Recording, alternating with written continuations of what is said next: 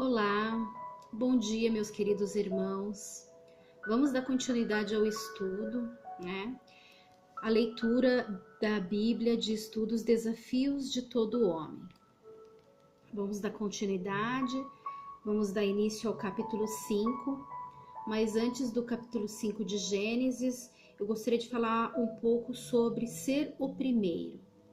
Alguém que você deveria conhecer, que é o Adão. A Bíblia aponta Adão como responsável por trazer o pecado e o caos ao mundo.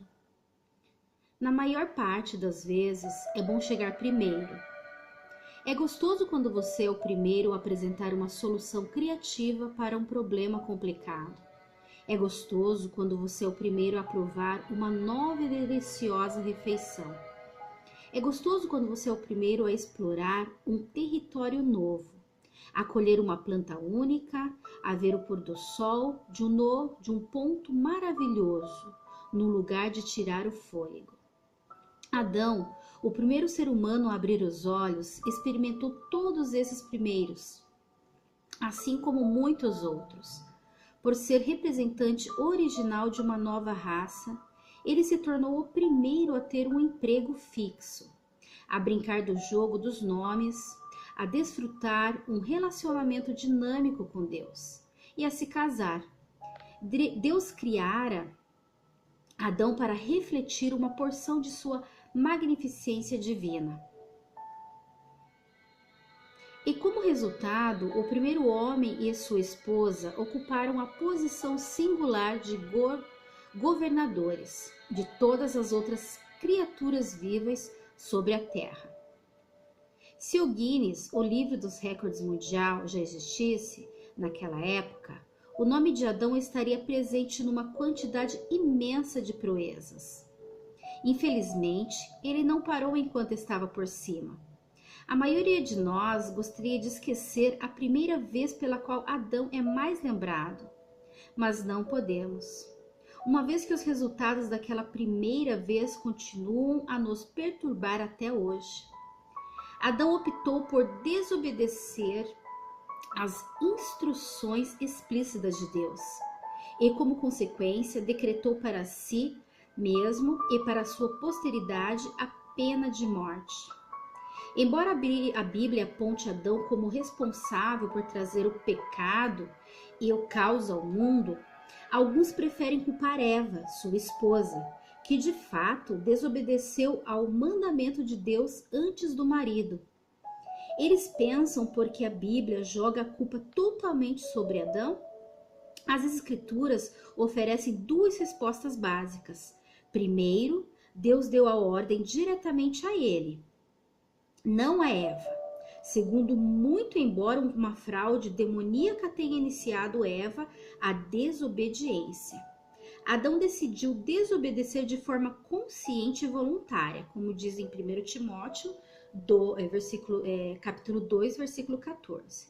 Por essa razão, o apóstolo Paulo diz: portanto, da mesma forma como o pecado entrou no mundo, por um homem, e pelo pecado a morte, assim também a morte veio a todos os homens, porque todos pecaram.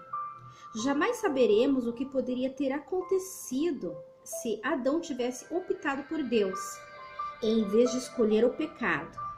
No final, após sua morte, ele voltou ao pó do qual fora tirado, com a colossal idade de 930 anos. Contudo, será que aquele foi realmente o fim? Não.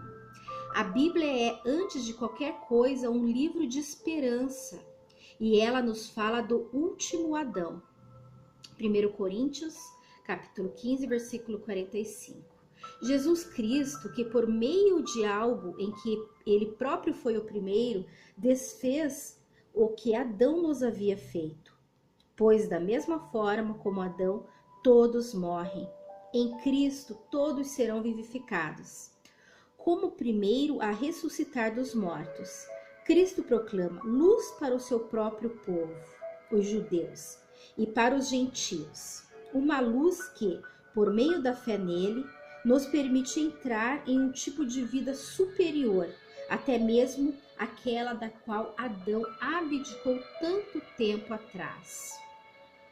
Então a Bíblia aponta Adão como responsável por trazer o pecado e causa ao mundo.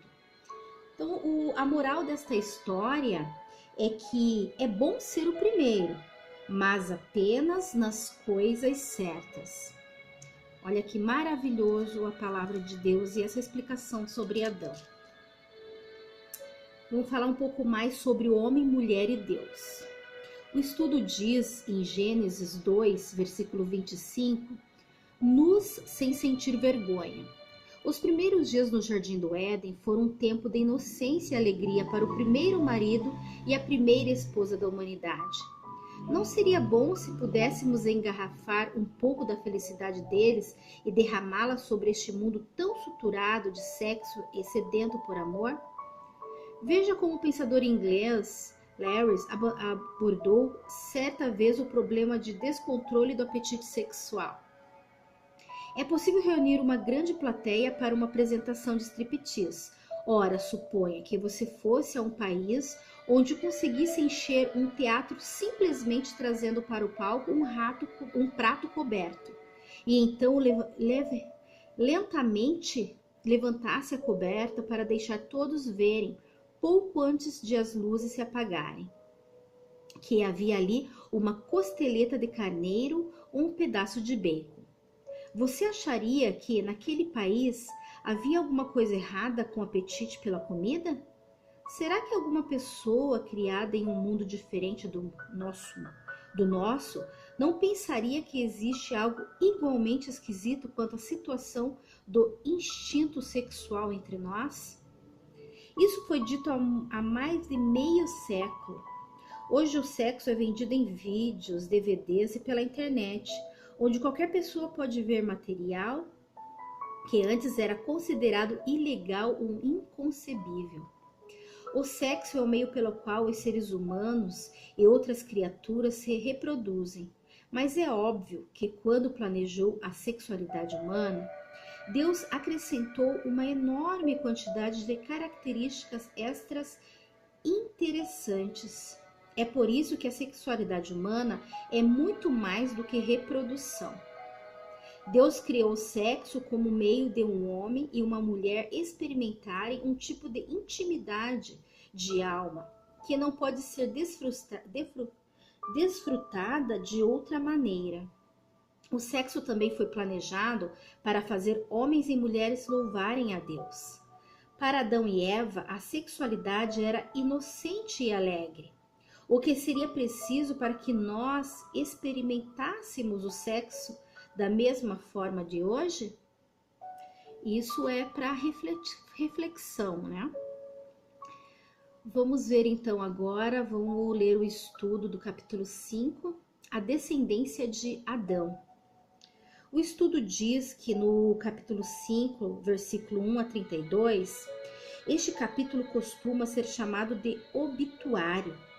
O refrão que se repete é: e morreu. Embora a morte física de Adão não tenha ocorrido no dia em que ele pecou, ela terminou acontecendo.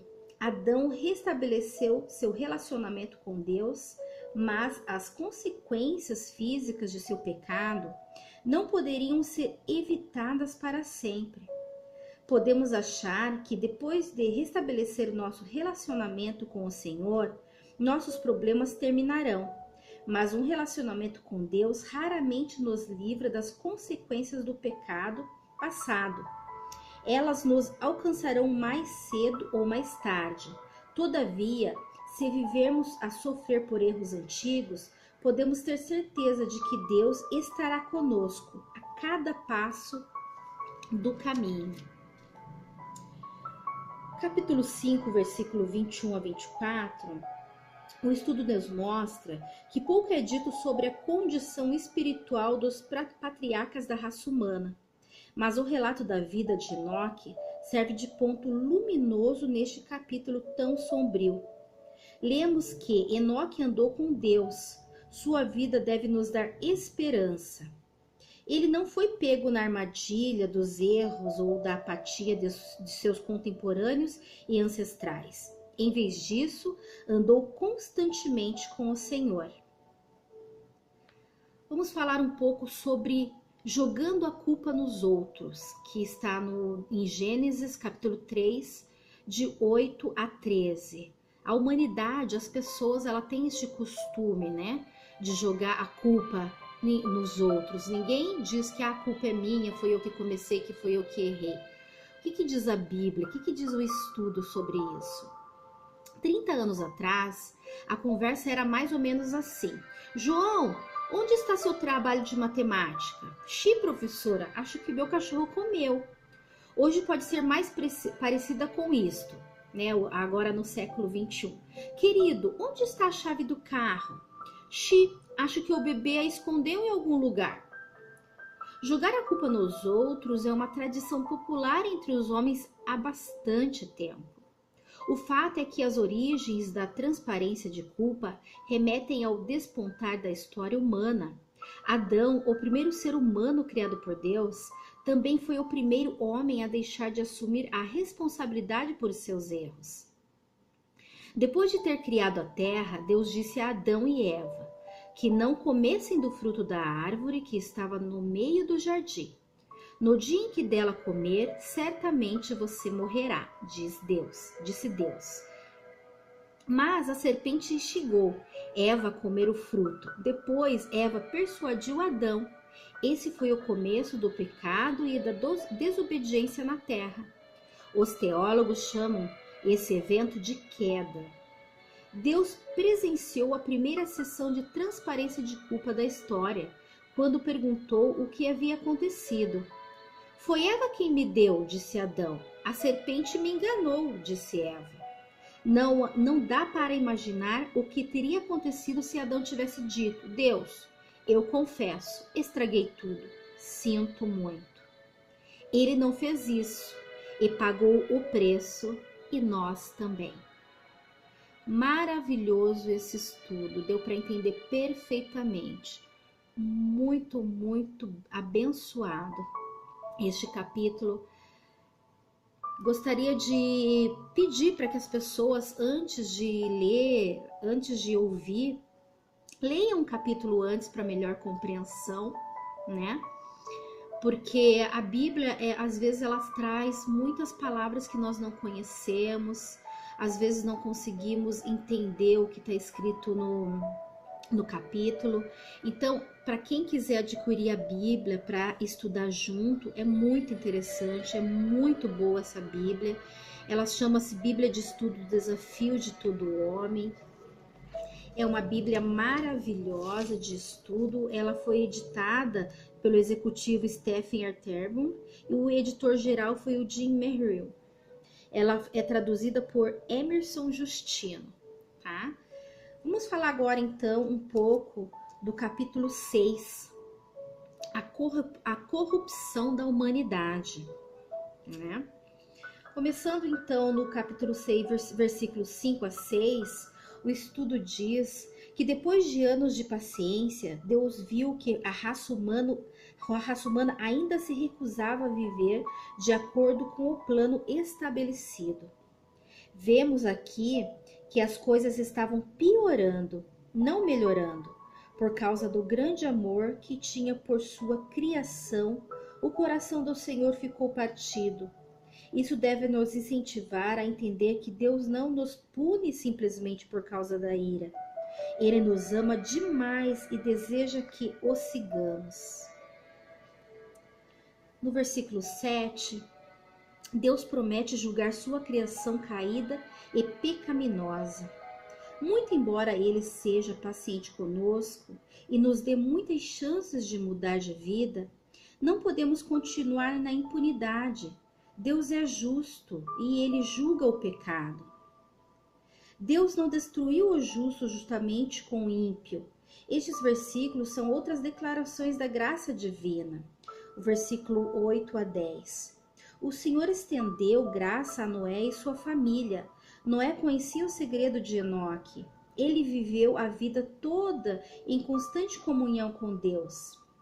Quebrou o molde estabelecido por seus ancestrais e vizinhos ao se aproximar do Senhor. Como resultado, sobreviveu ao dilúvio e se transformou no segundo pai da raça humana. No versículo 22, cabe imaginar se as instituições de Deus fizeram sentido para Noé. O Senhor lhe disse para construir um barco gigantesco, longe do local mais próximo em que um navio poderia navegar. Mas descobrimos nesta passagem que Noé foi obediente, muito embora as instruções divinas fossem de difícil compreensão. Esse é um dos segredos para o sucesso na vida. Talvez não entendamos como tudo funciona, mas sempre devemos ser fiéis e fazer aquilo que Deus deseja que façamos. Quando caminhamos pela fé, como Noé fez, Deus tomará conta de nós. Bem, pessoal, aqui terminamos mais um estudo, capítulo 5 e 6. Falamos um pouco da vida de Adão, né? Ele como o primeiro homem na Terra. Para o próximo capítulo, para o próximo estudo, faremos o capítulo 7 e 8. Peço que vocês compartilhem com os irmãos, com os amigos, curtam o canal, para que mais pessoas possam ser alcançadas, para que mais pessoas possam entender um pouco melhor a Bíblia. E vamos dar continuidade ao estudo até o final da Bíblia. Um grande abraço a todos, fiquem na paz.